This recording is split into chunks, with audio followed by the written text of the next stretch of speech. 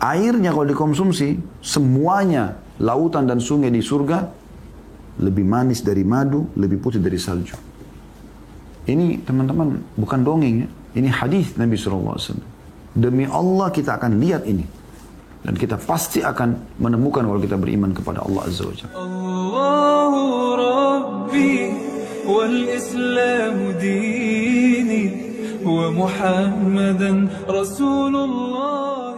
Kesempatan ini kita akan masuk lebih dalam lagi bahasan ke bab 11 masalah sumber-sumber air di surga. Sungai-sungai, mata-mata air surga. Ya, karena ini termasuk sumber kehidupan ya.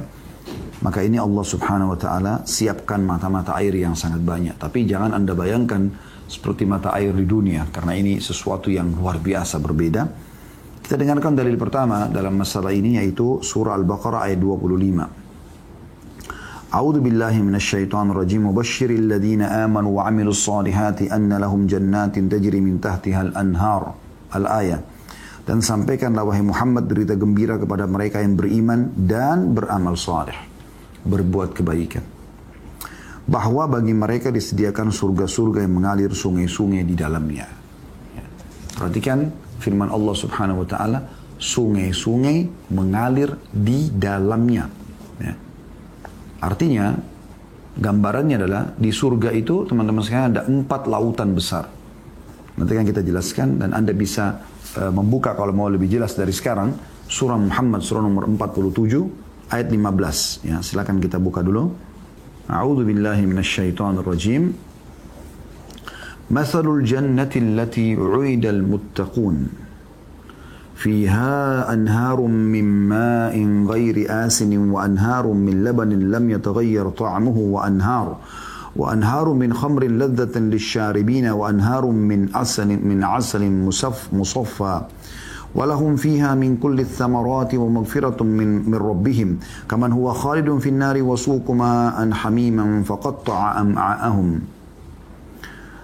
Perumpamaan penghuni surga atau surga yang dijanjikan kepada orang-orang yang bertakwa, di dalamnya ada sungai-sungai dari air yang tiada berubah rasa baunya. Ya. Ini bisa juga bermakna sebagian ulama mengatakan lautan yang besar, ya, yang darinya nanti akan jalan ke sungai-sungai setiap istana orang-orang beriman.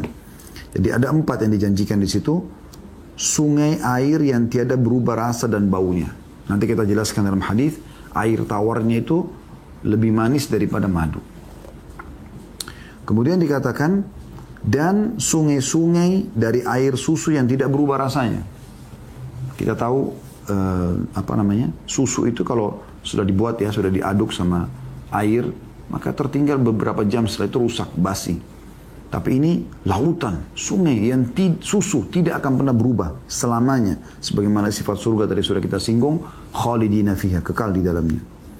Kemudian sungai-sungai yang ketiga atau lautan dari khamr, dari minuman dari anggur ya, yang lezat rasanya bagi peminumnya tapi tidak memabukkan. Kemudian yang keempat, sungai-sungai dari madu yang telah disaring, nggak ada lagi sarang-sarang lebahnya, semuanya bersih. Dan mereka memperoleh di dalamnya segala macam buah-buahan dan ampunan dari Rabb mereka, nggak ada lagi hukuman. Lalu kemudian Allah menyinggung mengatakan, apakah itu sama dengan orang-orang yang kekal dalam jahanam dan diberi minuman dengan air mendidih sehingga memotong usus mereka. Jadi bagaimana kita bisa samakan orang yang di dunia ini selama ini sabar, ya, sholat, puasa, menjadi orang beriman, tahu mana yang haram ditinggalkan, mana yang halal, maka dia nikmati misalnya. Mana yang diperintahkan dia sibuk kerjakan, mana yang dilarang dia pun sibuk untuk menjauhi, gitu kan. Itu tidak mungkin sama dengan orang yang menerabas pelanggaran-pelanggaran mereka melakukan dengan tanpa rasa takut dan malu kepada Allah Subhanahu wa taala. Kalau ada seseorang yang melakukan perbuatan dosa tapi dia tahu itu adalah berat, itu pasti lebih ringan dibandingkan dengan orang yang sama sekali tidak ada rasa malu dengan Allah Subhanahu wa taala, maka juga malunya dengan manusia akan hilang.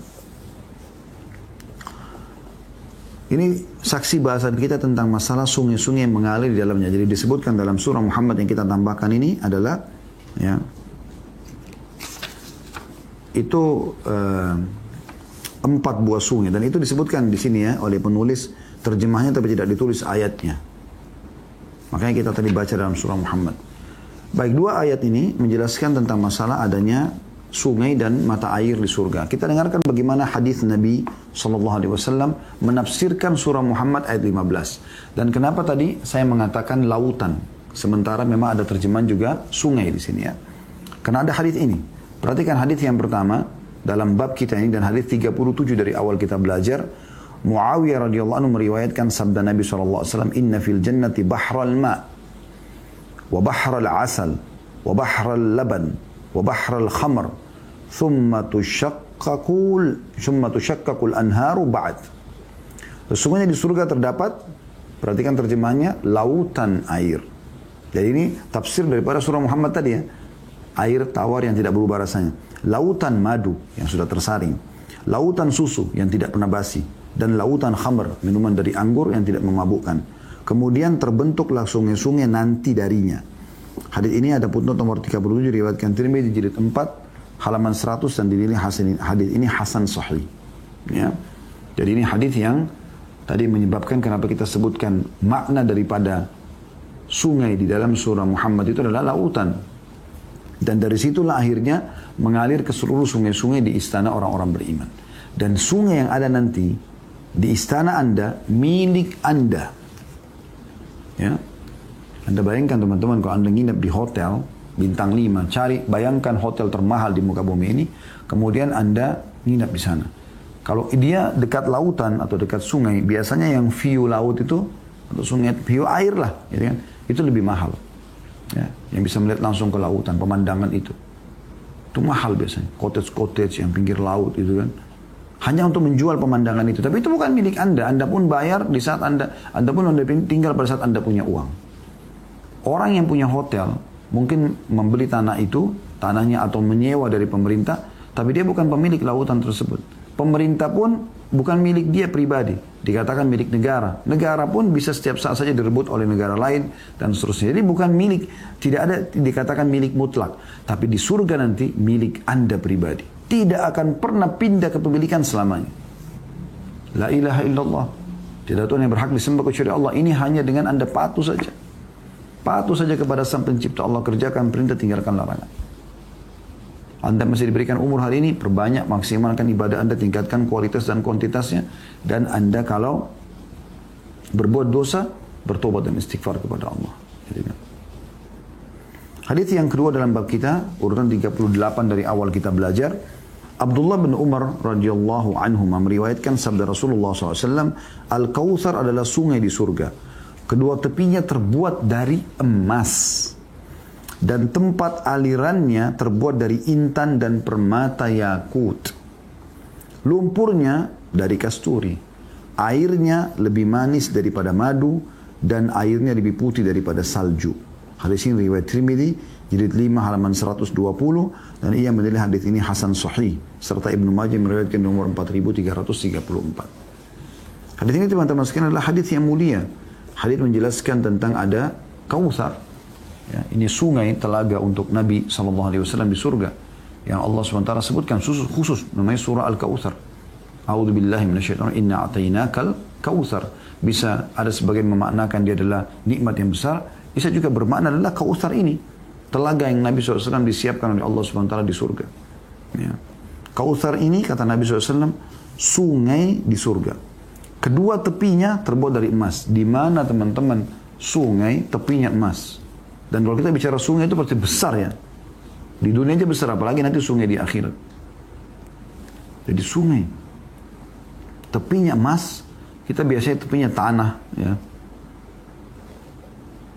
Kemudian tempat aliran airnya terbuat dari intan dan permata yakut. Jadi kalau misalnya dia mecah dari laut itu ke sungai-sungai atau dari sungai ke sungai yang lain, atau ke tempat-tempat yang lebih kecil, kali, ya, telaga dan seterusnya, maka biasanya kan pecahannya itu kayak ada tanah yang akhirnya terbentuklah jalan air tersebut. Ini dari permata, intan dan yakut. Itu nyalirannya itu. Bagaimana indahnya air itu jalan di atas permata yang indah itu. Kemudian lumpurnya walaupun ada tanahnya, kasturi, wangi. Airnya kalau dikonsumsi, semuanya lautan dan sungai di surga lebih manis dari madu, lebih putih dari salju. Ini teman-teman bukan dongeng ya. Ini hadis Nabi SAW. Demi Allah kita akan lihat ini. Dan kita pasti akan menemukan kalau kita beriman kepada Allah Azza wa Jalla. Tidak ada keraguan dalamnya. Ya. Hadis selanjutnya, hadis nomor 39 dari awal kita belajar. Anas radhiyallahu anhu meriwayatkan sabda Rasulullah sallallahu alaihi wasallam, ketika aku berjalan di surga, tiba-tiba aku berada di sebuah sungai yang kedua tepinya terdapat bejana-bejana terbuat dari intan berlubang. Jadi intan, yakut, permata itu yang dipakai, emas, ya. Semua yang mahal-mahal di dunia ini di surga semuanya dipakai sebagai fasilitas ahli surga. Lalu aku bertanya, apakah ini Jibril? Nabi SAW melihat ini aneh gitu, belum pernah lihat, bukan aneh, maksudnya belum pernah lihat sebelumnya. Bejana dari intan, kan bejana itu lumayan besar untuk dia pakai ambil air. Mana ada intan sebesar itu? Kayak apa deh kalau di dunia gitu? Orang punya intan sebesar normalnya saya sudah kaya, apalagi kalau dia punya sekian banyak. Ini kalau besar, ya, itu cuma dijadikan sebagai bejana saja. Maka Jibril menjawab, ini adalah sungai Al-Kautsar yang diberikan Rabbmu kepadamu, kepada Nabi Muhammad SAW. Ini kita katakan telaga beliau, ya, Sallallahu Alaihi Wasallam. Nabi Sallallahu Alaihi Wasallam melanjutkan, lalu malaikat Jibril memukulkan tangannya, ternyata tanahnya adalah kasturi yang harum baunya. Kasturi yang harum baunya. Ya. Jadi dalam sungai Al-Kautsar itu tercium bau wangi yang luar biasa, itu adalah kasturi. Hadis selanjutnya, hadis nomor 40. Dari awal kita belajar, Anas juga menceritakan radhiyallahu anhu, Rasulullah sallallahu alaihi wasallam ditanya, apakah Al-Kautsar itu? Beliau menjawab, itu adalah sungai yang diberikan Allah kepadaku, yakni di surga. Nah, ini tafsir yang paling tepat tentang surah Al-Kautsar. Karena Nabi SAW sendiri menyebutkan itu. Kalau tadi hadis yang sebelumnya diriwayatkan Bukhari, jilid 11 halaman 464 dan Tirmidzi jilid 5 halaman 199, yang masalah Jibril berkata kepada Nabi SAW, ini adalah sungai Al-Kautsar yang Allah berikan kepadamu. Jadi jelas dalam hadis Bukhari ini diisyaratkan Al-Kautsar itu bukan nikmat yang besar, tetapi dia adalah sungai itu. Dalam hadis ini juga, dan diriwayatkan Tirmidzi dengan sanad hasan jilid 4 halaman 87, Rasulullah SAW ditanya, apa itu Kautsar? Maka beliau menjawab, itu adalah sungai yang diberikan Allah kepadaku, yakni di surga. Ia lebih putih daripada susu dan lebih manis daripada madu. Di dalamnya terdapat burung-burung yang lehernya seperti leher unta kecil. Umar mengatakan, sungguh ini benar-benar nikmat. Rasulullah SAW bersabda atau mengatakan, rasanya lebih nikmat daripada yang digambarkan. Jadi artinya di sekitar sungai itu ada burung-burung. Kan biasa di pinggir-pinggir sungai itu ada burung-burungnya.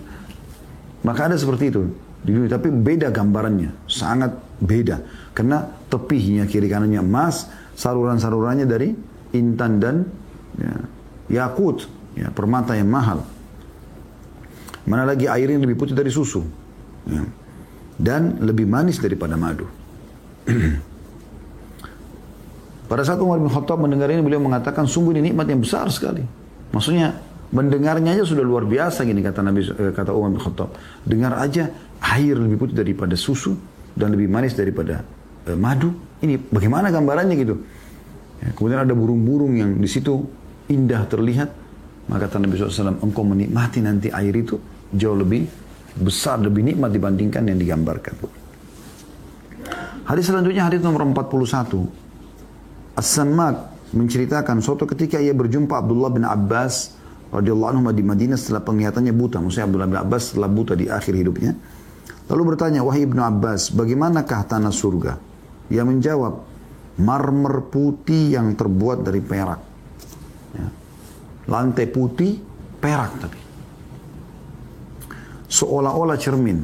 Jadi bukan perak yang Anda bayangkan seperti warna silver itu ya, yang masih butek, Anda tidak bisa lihat. Ya. Tapi betul-betul perak ini yang seolah-olah cermin, mengkilat sekali. Ya. Aku bertanya, apa cahayanya, penerangannya? Kata beliau, apakah kamu tidak melihat ketika terbit matahari? Lihat nggak matahari terbit seperti apa? Ya, tidak menyengat, tapi menerangi muka bumi ini. Itulah cahayanya. Cuma tidak ada padanya matahari maupun sinar panasnya. Dan tidak ada panas, ya. Juga tidak ada matahari itu. Aku bertanya, bagaimana sungainya? Supaya bisa jadi sumber kehidupan air. Apakah diparit? Ia menjawab tidak. Tapi sungai tersebut mengalir di atas tanah surga dengan tenang. Tidak melimpah ke sana dan kemari. Ini potongan yang luar biasa teman-teman. Renungi baik-baik ya. Abdullah bin Abbas radhiyallahu anhu menceritakan masalah ini. Bagaimana posisi air itu. Dan kejelian As-Sammak rahimahullah, seorang tabi'in yang luar biasa ini bertanya. Dia tanya, apakah sungai itu seperti sungai kita di dunia? Dibuat sungai kan itu kayak parit ya. Jadi kayak ada cekungan gitu, ya letter U, kemudian ada air di dalamnya kan, seperti itu. Apakah seperti itu bentuk sungai di surga?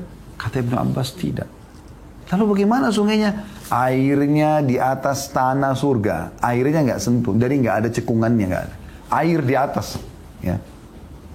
Bayangkan Anda, tidak jatuh, tidak tumpah ke sana, tidak tumpah ke sini. Luar biasa ini indahnya. Kita baru dengar aja sudah mencoba membayangkan bagaimana air bisa ngapung ya di udara tanpa tersentuh, tanpa ada wadah yang menahannya. Dia ngapung. Tidak tumpah ke sana sini. Perhatikan.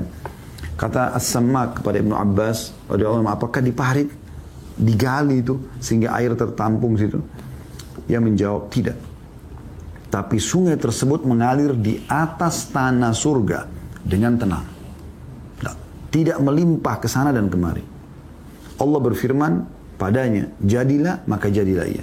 Seperti itu Allah inginnya. Karena Allah kan kalau mau kun fayakun, jadi maka jadilah. Aku bertanya, apakah pakaian surga? Ia menjawab, di dalam surga terdapat pohon yang berbuah seperti delima. Ini khusus pakaian ahli surga. Nanti dibahas ada babnya sendiri ya. Pakaian ahli surga. Seperti apa? Kata Ibnu Abbas, ada pohon di surga seperti delima. Anda lihat delima tapi besar sekali. Jika kekasih Allah menginginkan pakaian darinya, maka buah itu merunduk padanya dengan rantingnya. Buah itu besar, merunduk tiba-tiba di depannya orang tersebut. Lalu terbelah, terbuka. Di dalam delima itu, terdapat 70 gaun dengan aneka warna. Kemudian tertutup lalu kembali seperti sedia kala. Hadis riwayatkan Ibnu Abi Dunya dengan sanad hasan. Sebagaimana dinyatakan oleh Al-Hafidh Mundhir dalam kitab Targhib jilid 6 halaman 291. Ini hadisnya adalah hadis yang hasan. Perhatikan teman-teman, hadis ini mulia sekali. Saya ingin lebih dalam kita renungi kembali. Ibnu Abbas ditanya radhiyallahu anhu tentang masalah bagaimana tanah surga. Maka beliau mengatakan perak putih seperti cermin. Ya, perak putih seperti cermin. Anda bayangkan itu. Luar biasa ya. Saya teringat tiba-tiba kisah seorang arsitek dari Jerman masuk Islam gara-gara ini. Gara-gara ayat-ayat tentang sungai mengalir di bawah surga. Beliau pernah, atau orang ini, tapi saya tidak temukan namanya, tapi dalam kisahnya insya Allah benar. Dia mungkin di antara banyak arsitek atau di antara sekian arsitek yang suka menggabungkan antara klasik sama modern lah ya. Biasa orang bilang klasik modern ya. Jadi dia coba mengumpulkan literatur klasik menurut dia secara arsitek, dia mau ambil ilmunya secara arsitek, dan ada juga yang modern. Nah, salah satu literatur dia Al-Quran rupanya. Dianggap ini adalah buku kuno bagi dia gitu kan. Karena sudah 1400 tahun menjadi panduan hidup gitu. Intinya, dia cari masalah arsitek, satu waktu setelah dia melihat tentang arsitektur, dijelaskan tentang kaum-kaum yang Allah binasakan gitu kan. Bagaimana gunung-gunung batu dijebol oleh kaum Ad, ya, kaum Thamud, jadikan sebagai tempat-tempat tinggal mereka. Maka dia terlintas ayat tentang surga. Dan selalu ayat Al-Quran tentang surga. Kalau ada jannah, tajri min tahtina al-anhar, mengalir di bawahnya sungai. Tajri min tahtina al-anhar, mengalir di bawahnya sungai. Kenapa ini? Kenapa surga dijanjikan untuk orang-orang beriman? Itu ada di bawahnya mengalir sungai. Apa hikmahnya? Dia penasaran, dan ini sebab dia masuk Islam. Kenapa dijanjikan oleh untuk umat Islam masalah? Kenapa ada air, ada apa? Dia kebetulan punya tanah masih kosong di Jerman. Kemudian dia bangun bangunan yang bagus di situ, ya, semampu dia. Kemudian ada yang dia ubah, yaitu dia buat lantainya semuanya kaca. Kemudian di bawahnya dia buat air mengalir. Ada panel listrik sendiri khusus untuk mengalirkan air di situ. Setelah selesai dia bangun, dia keliling Eropa. Dia seperti biasa menawarkan jasa dia ke perusahaan-perusahaan di Eropa, arsitek dia. Kemudian dia pulang satu waktu setelah 2 pekan dan dia sangat penat, capek. Maka dia pun pada saat pulang, langsung pada saat itu pergi ke rumah barunya. Dia tidak pulang ke istrinya dulu. Dia nyalain semua panel listrik, kemudian dia duduk di ruang tamunya. Ada satu hal yang menggugah dia, yaitu beberapa menit saja dia duduk di sofa, tiba-tiba penatnya yang 2 minggu ini hilang. Tidak seperti biasa. Biasanya dia ini butuh istirahat, istirahat beberapa hari baru kemudian menghilangkan penat yang begadang selama 2 pekan itu. Dia penasaran dari mana. Dia lihat wallpaper, dia dinding, lihat apalah semua di situ di rumah, semua bagus, tapi nggak, semua bukan hal yang baru gitu bagi dia. Sampai dia penasaran, dia matikan lampu, sampai tersisa akhirnya cuman panel listrik yang untuk mengalirkan air itu. Kemudian dia duduk kembali di sofa, sampai akhirnya dia merenung. Setelah beberapa menit dia dengarkan gemericik air, dia rasakan ketenangan jiwa. Maka dia akhirnya mendapatkan jawaban selama ini yang dia inginkan, yaitu kenapa di surga yang dijanjikan untuk orang beriman, ya, di akhirat itu selalu dikatakan mengalir di bawahnya sungai. Kenapa sungai? Ternyata air itu, gemericit air teman-teman, membawa pada ketenangan jiwa. Cukuplah orang-orang beriman sudah capek semasa di dunia, maka Allah tenangkan mereka dengan mendengarkan suara air tersebut. Ya, makanya biasa kadang-kadang kalau ombak tidak besar ya, suara air, kita di pinggir pantai mendengarkan air terjun, air. Kita kalau airnya itu bukan lagi hujan lebat, kayak membawa kepada ketenangan jiwa tersendiri. Melihatnya aja itu membawa kepada ketenangan jiwa air. Apalagi kalau dia jernih, dia bersih, mengalir dengan pelan, bukan deras, bukan lagi banjir ya. Itu membawa pada ketenangan jiwa. Akhirnya dia cari komunitas Islam sana, lalu dia masuk Islam gara-gara itu. Ini satu hal yang luar biasa, teman-teman. Maka digambarkan tanah surga itu ya, seperti cermin, mengkilat, transparan, tapi dari perak. Kemudian yang kedua, cahaya penerangannya. Nanti di surga kita lihat apa nih, kita bagaimana caranya kita punya penerangan. Abdullah bin Abbas gambarkan seperti cahaya matahari di saat awal terbit. Anda bayangkan matahari pada awal terbit masih kekuning-kuningan ya, dia tidak menyengat walaupun kita berdiri. Mirip kalau mau terbit dan mau terbenam. Ya. Cuma di sini digunakan oleh Ibn Abbas radhiyallahu anhu adalah cahaya pada saat terbit, karena terbit itu lebih terang daripada pada saat mau terbang kan lama-lama makin redup ya. Kalau terbit kan lama-lama makin terang ya gitu. Nah seperti itu. Jadi dia gambarkan pada saat awal terbit. Tapi tidak sampai menyengat ya. Karena tidak ada mataharinya, tidak juga ada panasnya. Dan itu sepanjang masa abadi, nggak ada malam lagi, nggak ada gelap. Semuanya kenikmatan. Baru penasaran sama tanya lagi, bagaimana dengan sungainya? Nah di sinilah tadi yang saya titik beratkan. Apakah diparit? Apakah dibuatkan saluran? Kata Ibn Abbas, tidak. Bukan yang seperti kau bayangkan, hai Samak. Bukan seperti itu. Tapi air ngapung di atas tanah surga, tidak tumpah ke sana sini. Ya, luar biasa. Semoga Allah jadikan kita penghuni surga insyaAllah. Dan itu sesuai dengan keinginan Allah. Allah katakan jadi maka jadilah. Yang terakhir adalah pakaiannya ahli surga. Pakaian kita berada dalam sebuah buah delima, kayak delima besar. Itu buah ada di istana kita. Kita kalau mau pakai baju, ya, nggak lagi suruh jahit, nggak lagi beli. Udah, mereknya surga. Kita tinggal, baru ingin ganti baju, tiba-tiba buah itu mendekat. Dengan rantingnya terbuka, ada 70 gaun. 70 model, 70 warna, 70 motif. Bebas. Dan bukan lagi Anda pakai ganti, enggak. Anda cuma baru niat, baru pengen. Oh yang ketiga. Tiba-tiba sudah terpakai di badan kita. Tiba-tiba sudah terganti yang lama. Nah, sudah pilih nih, tertutup. Berapa menit kemudian saja Anda sudah ingin ganti lagi, datang lagi sudah berganti warna 70 yang lain. Begitu terus. Tanpa beli. Tanpa jahit. Tanpa dibeli dari orang maksudnya. Kalau dari Allah SWT, kita melakukan ketaatan-ketaatan, Allah beli. Allah beli jiwa kita dan harta kita dengan menggantikan dengan surga itu. Karena Allah katakan dalam Al-Quran, Inna Allah ishtara Minal mu'mini anfusahum wa amwalahum bi anna lahumul jannah. Allah beri dari jiwa dan harta orang mukmin agar dibalas dengan surga. Itu dengan sholat, dengan puasa, dengan sedekah, dengan jenguk orang sakit, dengan segala macam. Hadis yang terakhir dalam bab kita ini masalah sungai-sungai dan mata air surga adalah hadis nomor 42 dari awal kita belajar. Ibnu Abbas radhiyallahu anhu meriwayatkan Rasulullah SAW bersabda, para syuhada, orang yang mati syahid, berada di tepi sungai pada pintu surga. Dalam kubah berwarna hijau, rezeki mereka di surga datang kepada mereka ketika pagi dan petang. Hadis ini riwayat Ahmad dan Al-Hakim dan dihasankan oleh Albani dalam As-Sahihul Jami' atau Sahihul Jami' jadi 3 halaman 235. Ini syuhada punya kedudukan tersendiri. Semoga Allah karuniakan juga kita ini. Ya. Berharaplah teman-teman mati syahid, walaupun tidak mati di medan perang. Karena kata Nabi SAW, man talaba syahadatu bisidq, ballagahu Allahu manazil syuhada wa in mata ala firashi. Siapa yang berharap tulus dari hatinya, ya, supaya dia mati syahid, maka Allah akan berikan dia kedudukan mati syahid, walaupun dia mati di atas ranjang.